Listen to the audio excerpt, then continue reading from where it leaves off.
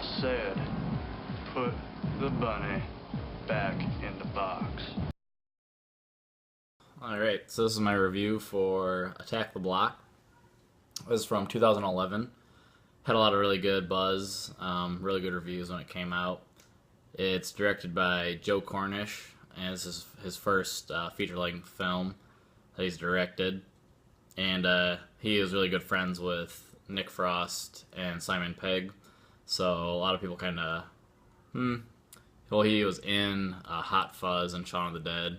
He acted in those, so he's kind of in that group. So he kind of had a good base of friends to go off of, and so yeah. Anyways, so I had really good reviews when it came out.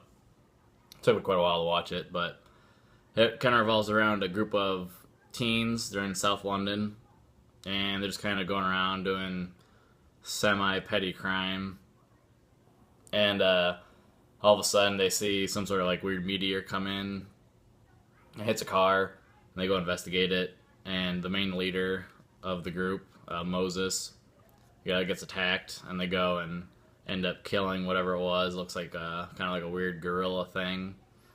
And I guess I should say Moses is played by an actor named John Boyega, and this is one of his first movies. It is his first movie, and I think he might have done a couple things here, but I think they're mostly probably British productions. And more recently, he's cast in the new Star Wars movie, so that should be interesting to see his role in that. And he's pretty good in his role here as Moses. He's the leader of this group of teenagers. And so anyways, after they kill this first alien, a bunch more meteors start coming in, and they see them all over. And so basically what they're just doing is trying to protect themselves and attack. At first they're going to try to attack these other aliens, but they see that they're quite a bit different from the ones that the first one that they killed, and they're a lot more vicious. And so they just ended up trying to protect each other and going into this apartment building where they all live and just survive this attack. And so there's not a whole lot more to the plot than that. There's a couple other characters.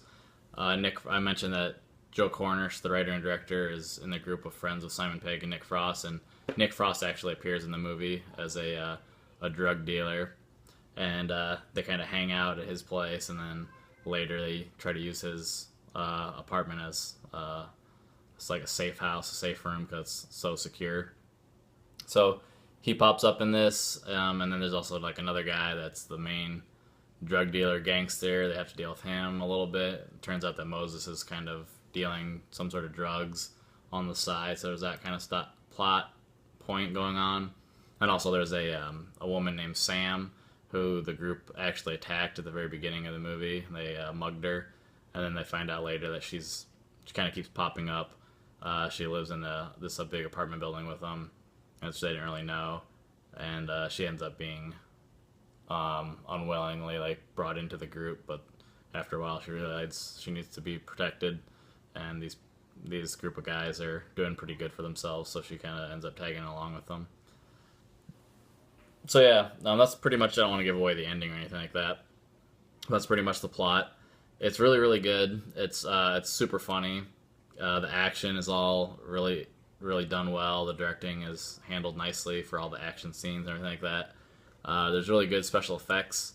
It's nothing crazy. This isn't a huge budget movie. I don't know if I would say it's like a completely independent movie. Let's see, it had like a $13 million budget, so not a huge movie, but not a super tiny budget either. So the visual effects are pretty good for that. That's an interesting take on these aliens. It's different from what you've usually seen before. There is, I guess I don't know if it's a spoiler, there's one slight flaw that I saw with the aliens. It's not really a spoiler, it was a couple years old, and just by looking at their design, they don't have eyes, they're blind, and they rely on the sense of smell. And that's not a huge plot hole or anything, it's not a big problem, but I thought that was kind of, just kind of a weird device to use. because they do use that a bit later. That fact. It just seems it just seems kind of weird to make them blind, but they're aliens, so they can get away with it. You know, it's not a big deal really. I did want to mention there's one. So the acting is all really good. I think that John Boyega has he might have a good career ahead of him. It'd be interesting to see how he does in the Star Wars movie and everything like that. He does a decent job, but there's this one scene.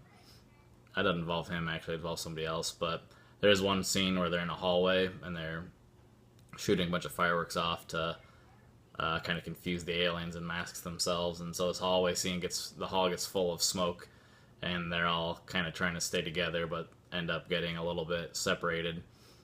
And one of them in particular, and that scene was just really, it was really nerve wracking, and you really felt the claustrophobia of the characters being separated and all the smoke around. That scene in particular worked really well for me. I thought it was a good scene. So yeah, not too much else to say. I guess the rating, I'm giving it a 4.75 out of 5, so almost a perfect score. So yeah, definitely see it. I'd say for movie connections, it's pretty much up the alley of Shaun of the Dead and Hot Fuzz and, you know, Nick Frost and Simon Pegg, those guys, and Edgar Wright. I guess I should mention, yeah, Edgar Wright. That's pretty much like if Edgar Wright and those guys did an alien invasion movie. So, in this style anyway, he fits in very well with them. So it'll be interesting to see what Joe Cornish does next for either directing or writing.